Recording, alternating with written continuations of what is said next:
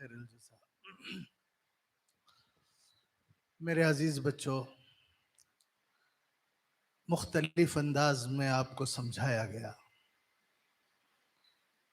مختلف انداز میں آپ کو بتایا گیا۔ تصحیح نیت کی بات آئی، توسیع نیت کی بات آئی، حضرات اولیاء سے تعلق کی بات آئی، اولیاء اللہ سے کیسے کیسے اللہ رب العزت کام لیتے ہیں اس کا تذکرہ ہوا۔ کسے معلوم تھا کہ حضرت شاہ ابرار الحق صاحب رحمۃ اللہ علیہ کے ہاتھ پر توبہ کرنے والے یا وہاں سے خاتمہ بالغوا لینے والے کا تعلق حضرت علامہ شاہ ابو سعود صاحب رحمۃ اللہ علیہ کی دعاؤں سے رہا؟ کسے معلوم تھا کہ کرامتوں کا ظہور اصل نہیں ہے، شریعت پر عمل کرنا اصل ہے؟ دیکھیے، آپ حضرات کو اللہ رب العزت نے ایک مقام دیا ہے۔ آپ عام سطح سے اٹھ کر اوپر بیٹھے ہوئے ہیں، آپ کو پگڑی سے نوازا گیا ہے، آپ کو عبا پہنایا گیا ہے، آپ کے ہاتھ میں سند دی گئی ہے۔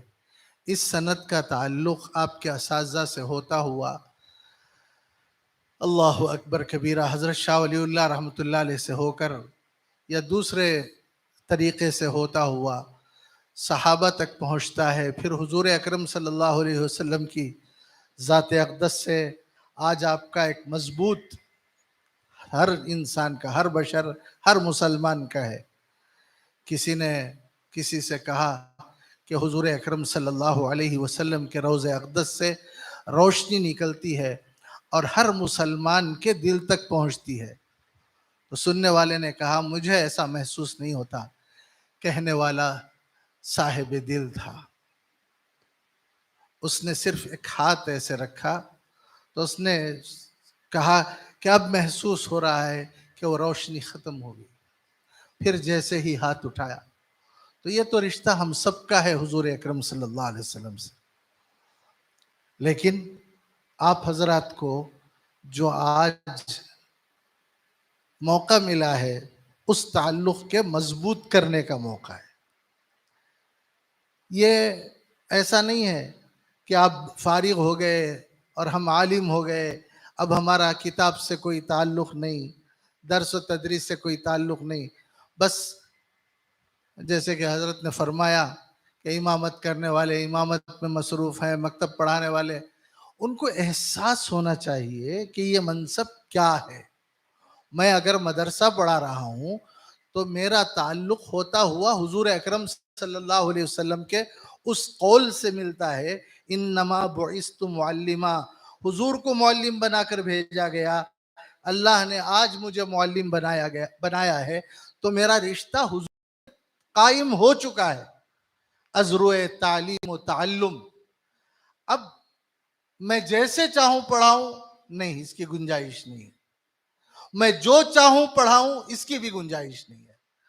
میں جب چاہوں پڑھاؤں، اس کی بھی گنجائش نہیں۔ جو حضور نے فرمایا ہے وہ پڑھائیں گے، جیسے حضور نے فرمایا ہے ویسے پڑھائیں گے، اور جب حضور نے فرمایا ہے تب پڑھائیں گے۔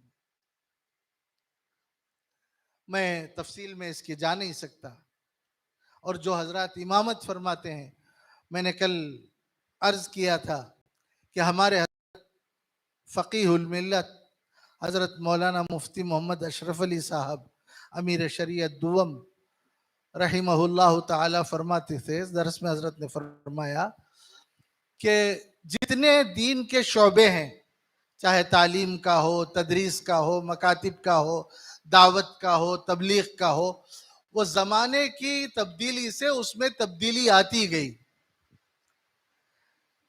صحابہ کے زمانے میں مدرسے اس طرح قائم نہیں تھے، وہاں گھنٹیاں اس طرح نہیں ہوتی تھی، اور وہاں کتابوں کی، اساتذہ کی تقسیم ایسے نہیں تھی۔ چلتے چلتے جیسے جیسے ضرورت پیش آتی رہی، اس میں تبدیلی ہوتی رہی۔ دعوت و تبلیغ کے نظام میں جیسے جیسے ضرورت پڑی ویسے تبدیلی آتی گئی، آتی جا رہی ہے۔ مکاتب کا بھی یہی انداز ہے، خانقاہوں کا بھی یہی انداز ہے، لیکن صرف امامت ایک ایسا منصب ہے جس میں اللہ اکبر سے لے کر ورحمت اللہ تک کوئی تبدیلی نہیں ہے، نہ وقت میں تبدیلی، نہ کیفیت میں تبدیلی، نہ احکام میں تبدیلی، نہ مسائل میں تبدیلی۔ جیسے کہ حضرت نے فرمایا اگر کیفیت میں تبدیلی ہو جائے تو لوٹا دیا جائے گا اس کو اور کہا جائے گا صلی فَإِنَّكَ لَمْ تُصَلِّ۔ اب وہ بار بار واپس آ رہے ہیں صحابی، پھر انہوں نے پوچھا کیسے پڑھوں؟ تو حضرت نے فرمایا، حضور نے پڑھ کر دکھا کر فرمایا صلو کما رأیتمونی اصلی، مجھے جیسا پڑھتا ہوا دیکھتے ہو ایسے پڑھو۔ ہم حضور کو تو نہیں دیکھ سکتے، لیکن کیا ہم نے نہیں پڑھا؟ حضور اکرم صلی اللہ علیہ وسلم اپنی تنہا نمازیں بہت لمبی لمبی پڑھتے تھے، اور جب امامت فرماتے تو امامت کے بعد آپ نے فرمایا کہ میرا جی چاہتا تھا کہ میں اور لمبی نماز پڑھاؤں، مجھے پیچھے سے کسی بچے کے رونے کی آواز آئی، مجھے کسی مریض کا خیال آ گیا، مجھے کسی حاجت والے کا خیال آ گیا، مجھے کسی بوڑھے کا خیال آ گیا۔ اب تو خیر زمانہ مسجدوں میں کرسیوں کا آ گیا ہے۔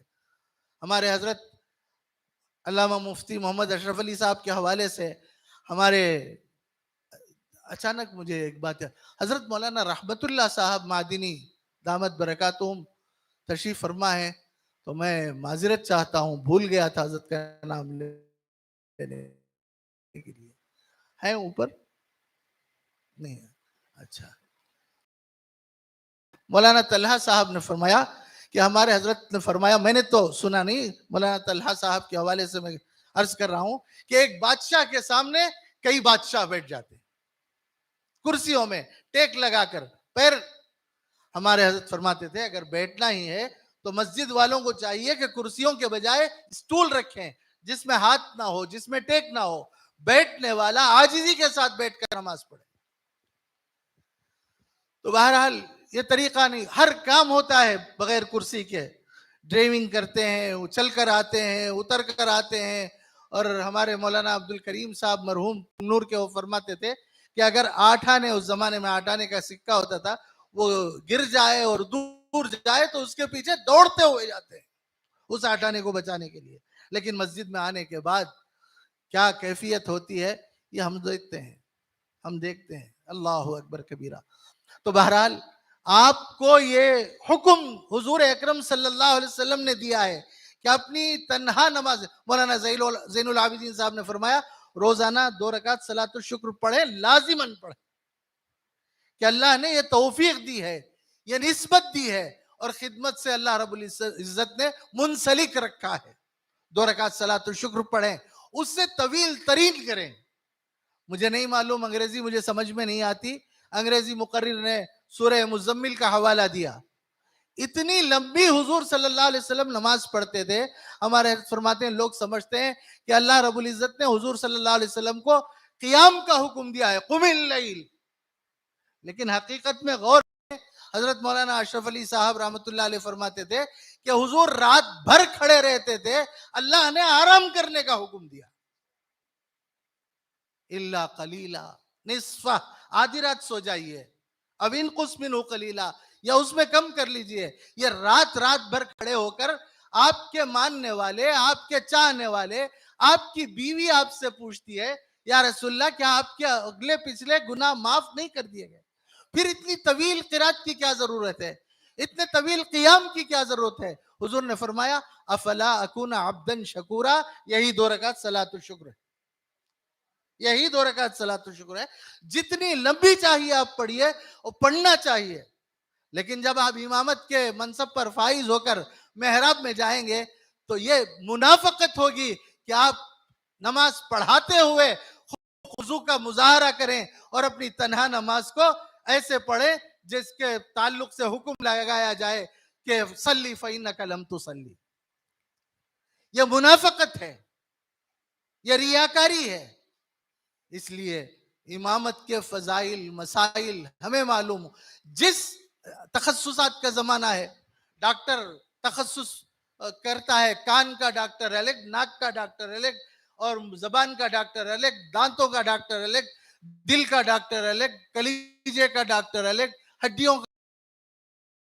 وہ تخصصات کرتے ہیں اور کامیاب ہوتے ہیں. ہم تخصصات کی کوئی خواہش نہیں ہے کہ میں تفسیر میں متخصص بنوں, تفسیر کا, فقہ کا, حدیث کا, ادب کا, اصول کا.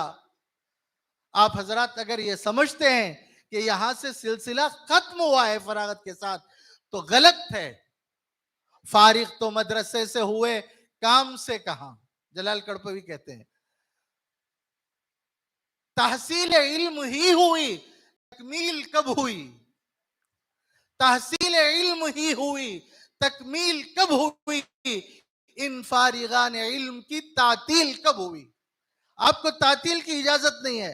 آپ یہ نہیں کہہ سکتے, جیسا ایک ڈاکٹر نہیں کہہ سکتا کہ یہ میرے آرام کا وقت ہے, اگرچہ کہ آج کل کے ڈاکٹر کہتے ہیں, لیکن اس پیشے کا, اس پیشے کے تقدس کا, علم الابدان کا یہ تقاضا ہے کہ وہ کسی بھی لمحہ اپنے مریضوں سے غافل نہیں ہو سکتا. کل ڈاکٹر مشتاق صاحب نے بتایا کہ ہم رات بھر محنت کرتے ہیں, کرنا ہے, یہ ان کا فرض منصبی ہے.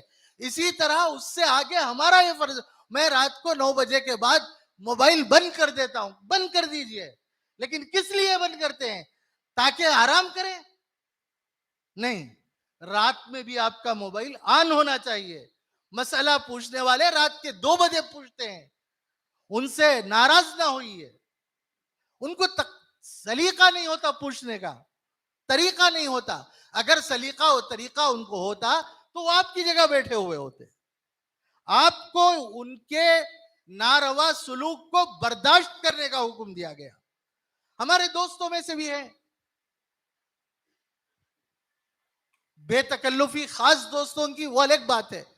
بعض ایسے جاننے والے مسئلہ پوچھتے ہیں, چھوٹا سا مسئلہ پوچھنا. میں بولتا چھوٹا کوئی مسئلہ ہوتا ہی نہیں, ہر مسئلہ اپنی جگہ پہ بڑا ہے. تو آپ کو مسائل مستحضر ہوں, کتابوں سے آپ کا تعلق ہو, اور خصوصیت کے ساتھ حضرت تھانوی کا تذکرہ آ رہا ہے اس جلسے سعید پر. حضرت تھانوی کی توجہات ہیں. حضرت تھانوی کی کتاب دین کی باتیں, چھوٹی سی کتاب, تمام مسائل اس میں ہیں. اسے اپنے پاس رکھیں, اس کا مطالعہ کریں. اور یہ جو کتابیں آپ کو دی جا رہی ہیں, یہ کتابیں معمولی نہیں ہیں. ان کے مصنف کا اپنی جگہ پر اس کا کمال ہے, اس کی محنت ہے. اور جن صاحب نے آپ کے لیے بطور تحفہ دیا ہے, وہ انہوں نے اس لیے نہیں دیا کہ آپ اسے الماری کی زینت بنائیں. اس کا مطالعہ کریں. اردو کتاب ہے تو اردو کا مطالعہ کریں. آپ نے افتاء کیا ہے تو عربی کتاب کا مطالعہ کریں.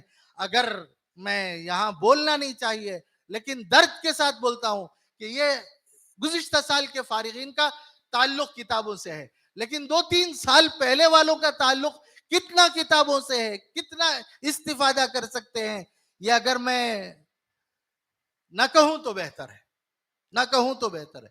بہرحال کتابوں سے تعلق رکھیے. کوئی بات سمجھ میں نہ آئے, اپنے اساتذہ سے رجوع کیجیے. آپ کے افتاء کی سند میں لکھا گیا ہے کہ جواب سے پہلے مراجعت کتاب کی طرف ہو. اگر کتاب سے بات سمجھ میں نہیں آتی ہو تو اساتذہ کی طرف مراجعت کریں. اس کے بغیر فتویٰ نہ دیں, مسئلہ نہ بتائیں. ہمارے حضرت امیر شریعت علامہ مفتی محمد اشرف علی صاحب بنگلور میں چاند کے مسئلے میں اختلاف ہو گیا تھا, اور مدینہ مسجد میں دونوں فریق کو جمع کیا گیا تھا. میرے طالب علم کا زمانہ, حضرت مولانا ناصر حسن عبیدی صاحب رحمۃ اللہ علیہ بطور حکم وہاں تشریف فرما تھے.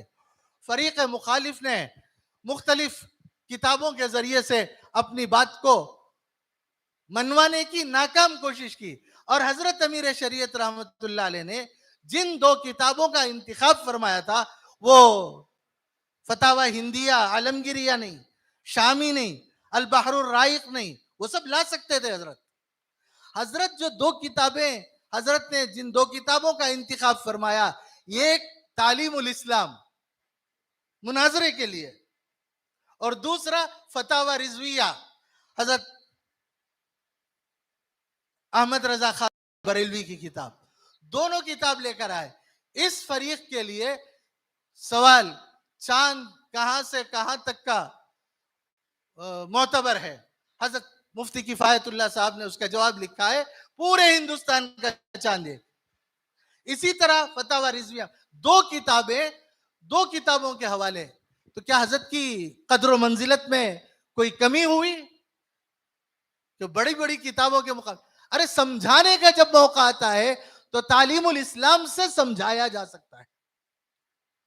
تعلیم الاسلام ساتھ رکھیں، یہ نہیں کہ میں تو جماعت اول میں پڑھا تھا اب اس کی کیا ضرورت ہے. جو فائدہ ہوتا ہے وہ بڑی کتابوں سے تعلق اس کا جو پیدا ہوتا ہے، حوالہ نہیں ہے صرف تعلیم الاسلام میں، ورنہ باتیں اس میں البحر الرائق کی ہیں، اس میں باتیں فتاوی ہندیہ کی ہیں، اس میں باتیں فتاوی شامی کی ہیں. آئینہ نماز، آج بھی جب بھی میں وضو کرتا ہوں، وضو کی دعائیں پڑھتا ہوں، مجھ سے اگر کوئی نماز کے فرائض پوچھے تو مجھے فتاوی ہندیہ سے معلوم نہیں ہے، مجھے تعلیم الاسلام کی زبان یاد ہے. اور مجھے ہمارے حضرت حافظ عبد الجبار صاحب رحمۃ اللہ علیہ نے جو فرمایا کہ وہ اججسن نوقن تققن رسق، اس میں ایک ایک حرف سے 13 حرف ہے نماز کے فرائض. تو ہمارے پاس بنیادی علم ہو اور چھوٹی کتابوں سے استفادہ کرتے ہوئے بڑی کتابوں تک جانے کی توفیق ہم مانگیں اور صلاۃ الشکر پڑھیں. اور حضرات ائمہ سے خصوصی گزارش ہے، بعض مساجد میں ہم جاتے ہیں تو رکوع اتنا طویل تھا کہ حضرت سودا رضی اللہ تعالیٰ عنہا یاد آ جاتی ہیں. حضور کے پیچھے کھڑی ہو گئی، گھر کی نماز تھی، بیوی شامل ہو گئی، پھر رکوع سے انہوں نے سر اٹھا لیا. حضور نے پوچھا نماز کے بعد کیا ہوا؟ حضور مجھے ڈر ہوا کہیں ناک سے خون نہ نکل جائے میرے. اتنی لمبی رکوع ایسا. تو بعض لوگ کبھی اللہ معاف کرے ہمارے احباب تذکرہ کرتے ہیں کہ وہ تو سبحان ربی العظیم اور سبحان ربی الاعلیٰ 33 مرتبہ بولتے ہیں، 17 مرتبہ بولتے ہیں. اس کی کوئی گنجائش نہیں ہے. آپ جلد بولتے ہیں تو زیادہ سے زیادہ 7 مرتبہ، اور آپ اگر ٹہر کر بولتے ہیں تو 5 مرتبہ. 3 پر اکتفا کر لے یہ بھی گنجائش ہے. لیکن کوئی پیچھے سے بوڑھا آہستہ سے سجدے میں پہنچ رہا ہو، اس کی رعایت کر کے 5 مرتبہ کہہ دیں کافی ہے. یہ 11 اور 17 اور 33 اس کی اجازت نہیں. اور اگر آپ مکتب پڑھاتے ہیں تو آپ کے لیے بہت ہی نازک مرحلہ ہے کہ لڑکے پڑھتے ہیں تو ان کو پڑھائیں، لڑکیاں پڑھتے ہیں تو حدود شرعیہ کا مکمل لحاظ رکھیں. ٹیوشن کی تو عورتوں کو لڑکیوں کو پڑھانے کی شریعت میں کہیں بھی اجازت نہیں. مرد لڑکوں کو پڑھاتے ہیں تو ان کا حکم فتاوی دارالعلوم میں ہے، بنوری ٹاؤن کے فتاوے میں ہے کہ بچے کو اس کے باپ کی اجازت کے بغیر آپ مار نہیں سکتے، جائز نہیں ہے. اور اگر باپ اجازت دے تو لکڑی سے نہیں مار سکتے، چھڑی سے نہیں مار سکتے، ہاتھ سے مار سکتے ہیں. اور ہاتھ سے فتاوی دارالعلوم اٹھا کر دیکھ لیجئے، ہاتھ سے مارنے کا بھی اس میں حد متعین کی گئی ہے کہ ہاتھ سے بھی 3 سے زائد مارنے کی اجازت نہیں ہے، شریعت کا قانون ہے. اور 3 مار بھی ایسے نہیں کہ پوری طاقت سے مارے جس سے بچہ معذور ہو جائے. چہرے پر مارنے کی اجازت نہیں، کان پر مارنے کی اجازت نہیں. ہاتھ سے 3 مرتبہ پیٹھ پر، ہم تھپڑ جسے ہم صرف چہرے پر سمجھتے ہیں اسے فتاوی دارالعلوم میں لکھا ہے کہ پیٹھ پر مار سکتے ہیں. یہ جب آپ امام بنے تو امامت کے مسائل معلوم کریں اور امامت کے مسائل میں تخصص پیدا کریں. آپ مدرسہ پڑھاتے ہیں، آپ کیا پڑھاتے ہیں، کیسے پڑھاتے ہیں؟ یہ نہیں ہو سکتا کہ آپ سبق ناغہ کر کے رات میں پڑھا دیں. حضرت شاہ ابرار الحق صاحب کا سے جب پوچھا گیا کہ فلاں مدرس سبق ناغہ کرتا ہے لیکن رات میں آ کر اپنا حق ادا کر دیتا ہے، حضرت نے فرمایا یہ ایسے ہے جیسے فرض چھوڑ کر وہ نفل پڑھ رہا ہو. اس کے مسائل معلوم کریں. مکاتب پڑھاتے ہیں اس کے مسائل معلوم کریں. اور اگر آپ تجارت کرتے ہیں تو اس کے مسائل معلوم کریں. آج میں نے آنے والے فارغین میں سے کئی سے معلوم کیا تو کسی نے کہا کہ میں جمعہ کا خطیب ہوں، بقیہ ایام تجارت کرتا ہوں، 1 2 4 نے. تو تجارت کے مسائل معلوم کریں. اس کے بغیر ہم نے تو سند دے دی ہے، ہم نے ظاہر کو دیکھ کر آپ کو عالم کا لقب دیا ہے اور مفتی کا لقب دیا ہے. الحمدللہ اس میں کئی ایسے ہیں جن پر بہت اعتماد ہے، بہت اعتماد ہے، اور کئی ایسے ہیں جن سے میں گزارش کروں گا کہ وہ اثر نو اپنا تعلق پھر کتابوں سے، اور جس منصب پر آپ کو اللہ رب العزت نے فائز کیا ہے اس منصب کے مسائل سے اور اس کے فضائل سے، اس کے تخصصات سے اپنے آپ کو آگاہ کریں. میں آخر میں، اور مجھے اور بہت کچھ بولنا ہے لیکن وقت بالکل، جیسا کہ حضرت مولانا زین العابدین صاحب نے فرمایا کہ کچھ اور دوڑ رہے ہیں، تو ہم نے بھی انتظام کر رکھا ہے ان چوہوں کو یا ان سے بڑوں کو پکڑنے کا.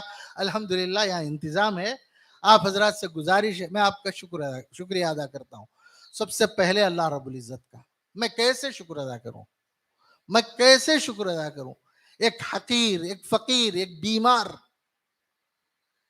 حضرت مولانا مشتاق صاحب نے کچھ فرمایا، فلاں نے کچھ فرمایا. مجھے معلوم ہے کہ میری کیا حیثیت ہے، مجھے معلوم ہے میری کیا حقیقت ہے. میں الحمدللہ اللہ رب العزت کا بڑا احسان مجھ پر یہ ہے کہ میں ان القابات سے اور فلاں سے متاثر نہیں ہوتا ہوں. الحمدللہ، الحمدللہ ثم الحمدللہ. ایک منصب ہے اللہ رب العزت نے عطا فرمایا ہے، اس کی مکمل خدمت کرنے کی اپنے طور پر مستطاعت میں کوشش کرتا ہوں. اتنی میری بات ہے. بقیہ یہ مدرسے کی کامیابی، یہ طلبہ کی فراغت اور یہ آپ کا اجتماع، یہ ہمارے اساتذہ کرام کا، یہ ان کی محنتوں کا صدقہ ہے، ہمارے مدرسین کرام الحمدللہ. تو سب سے پہلے میں اللہ کا شکر ادا کرتا ہوں کہ مجھ جیسے حقیر، فقیر اور بیمار، ضعیف، کمزور، ناتوان اور علم کے اعتبار سے بے بزاد، قلیل العلم سے اللہ رب العزت کام لے رہا ہے. حضرت نے فرمایا یہ ہمارے حضرت کا صدقہ ہے، حضرت کی توجہات ہیں. میں جب حضرت کے ساتھ پہلے پہنچا دارالعلوم سعودیہ کے قیام کے سلسلے میں، تو میں نے حضرت سے کہا کہ حضرت کے نام سے مدرسہ قائم کیجئے. اب حضرت مولانا سراج الدین صاحب نے فرمایا حضرت نہیں مانیں گے کہ چلو بات کریں گے. میں اور حضرت گئے، اللہ کا فضل حضرت نے قبول فرما لیا. اور یہ کیسے ہوا؟ میں پڑھنے کے زمانے میں سے سوچتا تھا کہ اگر میں مدرسہ قائم کروں گا تو دارالعلوم سعودیہ نام رکھوں گا، لیکن حضرت المستشار مؤتمن، حضرت پھر میں نے الجامعۃ السعودیہ کا نام رکھا.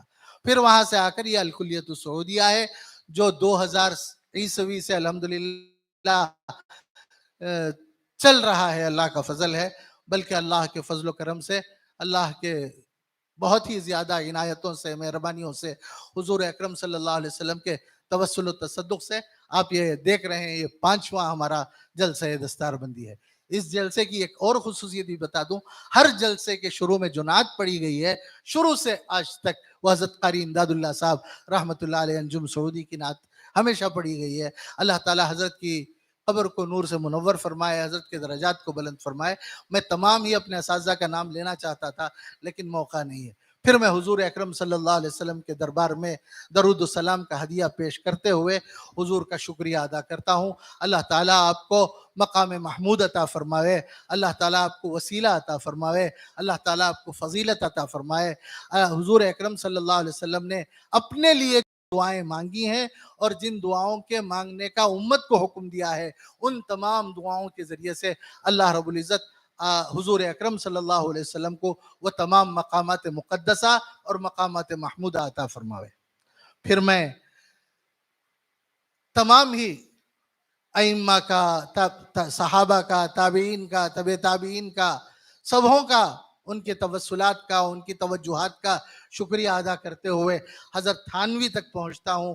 حضرت تھانوی کی نگاہ کرم نے حضرت سعید الملہ حضرت سعید احمد صاحب کو خلافت سے نوازا، جو حضرت تھانوی کے معمولات کے بالکل حضرت پرکھتے، جانچتے اور لمبے عرصے کے بعد مرید بناتے تھے. خلافت تو بہت دور کی بات، لیکن ایک شخصیت ایسی جو تمل ناڈو سے پہنچی، حضرت نے فوراً ہی انہیں شامل ارادت کیا اور پھر فوراً ہی حضرت نے انہیں اپنے خلافت سے نواز کر. کیا تھی تھانوی کی نظر؟ جنہوں نے سبیل الرشاد کو دیکھا، سبیل الرشاد کی شاخوں کو دیکھا، الکلیۃ السعودیہ اس کی شاخوں کو دیکھا. یہ حضرت تھانوی کی نظر. اللہ تعالیٰ حضرت تھانوی کو جزائے خیر عطا فرمائے. اور پھر میں حضرت سعید الملہ سے ہوتے ہوئے ہمارے بڑے حضرت رئیس العلماء حضرت علامہ شاہ ابو سعود احمد صاحب کی توجہات کا میں شکریہ ادا کرتا ہوں. جب ہمارے مدرسے کا پہلا جلسہ ہوا بیپاریان مسجد میں باہر نکلا تو دارالعلوم سبل السلام کے اس زمانے کے صدر حافظ رشید احمد صاحب نے میرا ہاتھ پکڑ کر کے کہا کیا جی تمہاری کامیابی سمجھتے ہیں یہ بڑے حضرت کے نام کی برکت ہے. یہ انہوں نے فرمایا اور بالکل صحیح فرمایا. پھر میں ہمارے مدرسے کے تمام ہی مدرسین کا اور اراکین کا اور سابق اراکین کا سب کا شکریہ ادا کرتا ہوں. اور آپ تمام حضرات کا شکریہ ادا کرتے ہوئے میرے پاس ایک تو ہے ہمارے مدرسے کا تعاون کرنا، سالانہ تعاون، ان کی تو بہت لمبی فہرست ہے. آج کے اس اجلاس کی اعانت کرنے والوں میں سے میں نے ایک لیا امین الاسلام کا، بقیہ لمبی فہرست ہے. اس فہرست کو پڑھنے کا موقع نہیں ہے، میں صرف ان میں سے علماء کا نام لے لیتا ہوں.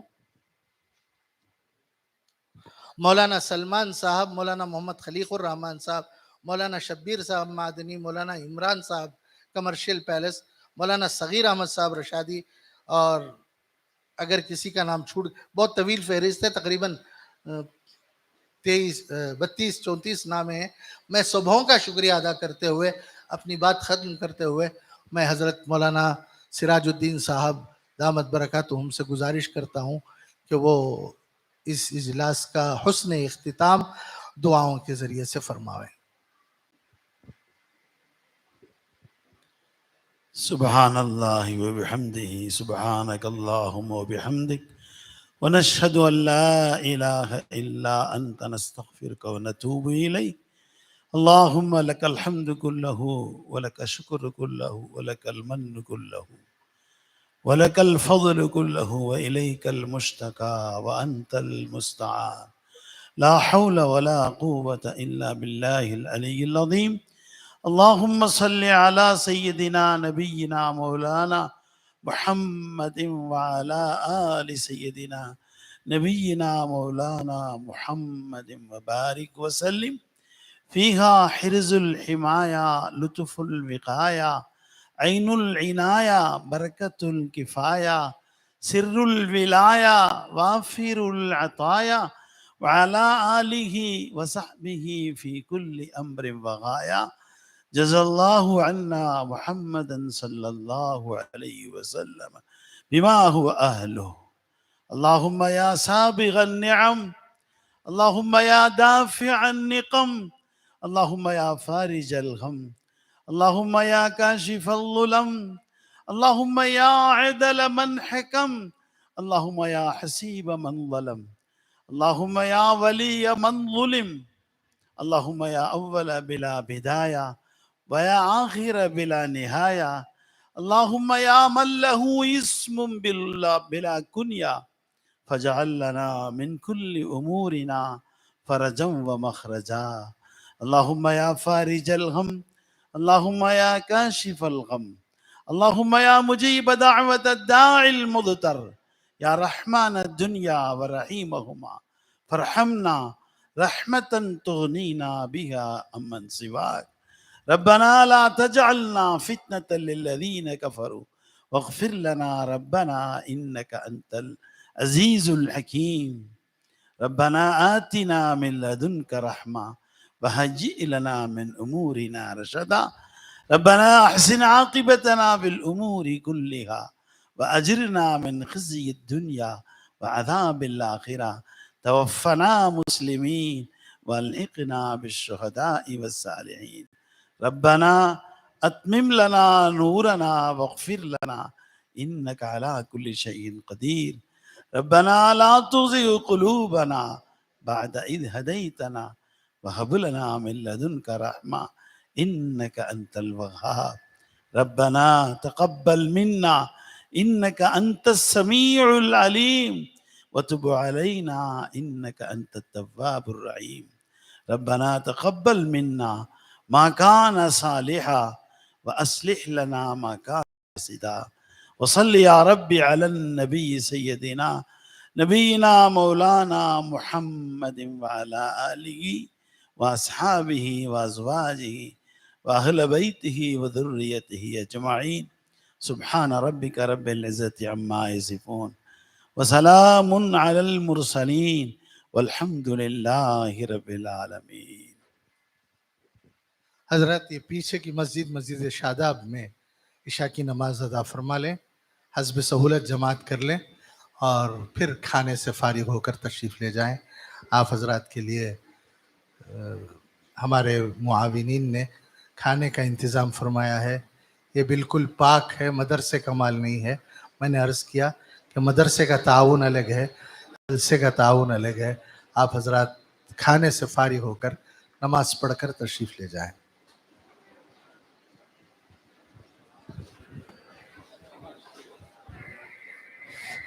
ہلو. حضرت لطف اللہ صاحب رحمہ اللہ کی جو خطبات ہیں اس کی کتاب کا آج اجرا ہوا، باہر دستیاب ہے. 200 روپے اس کا ہدیہ ہے. آپ حضرات سے گزارش ہے وہ لے دے جائیں.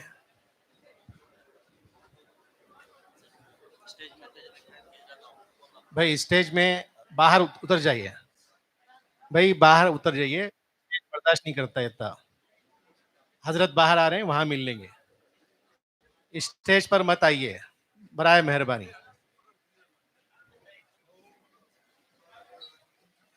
سب سے گزارش ہے جلدی مسجد کی طرف چلیں، وہاں نماز ادا ہوگی. بھئی اتنے لوگ اسٹیج پر مت آئیے مہربانی سے.